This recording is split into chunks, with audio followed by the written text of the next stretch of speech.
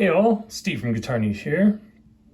I'm just about to do a setup on this old TAC G10.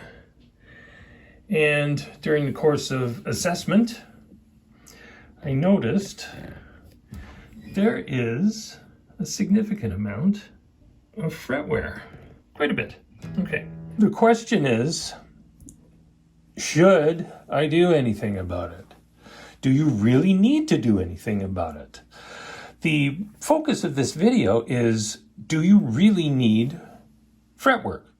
And I'll show you like this. Some instruments tolerate fretwear better than others. And this is one of them. Now I tested this sitting down. It plays fine. Those frets, they got some pretty good chewy marks in it. So the lesson here is fretwear looks bad, but unless it really is giving you like some sizzle, which is going to be pretty evident when you play, it's simply cosmetic. So we have two comments I want to make here.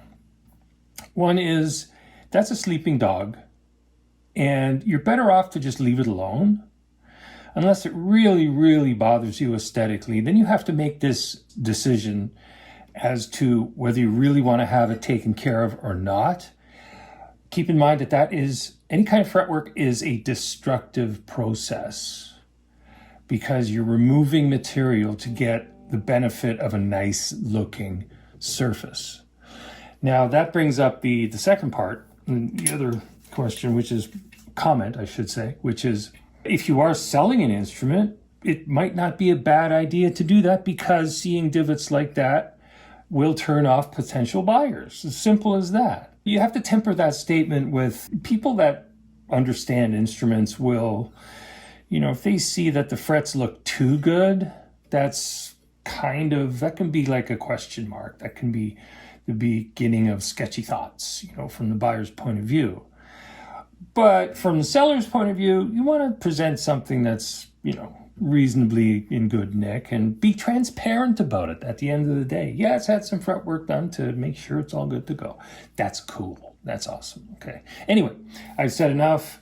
Again, the idea of the video is, do you really need fretwork? Okay. Well, that's up to you, but these are my thoughts on the subject. Now, I hope you get something out of that.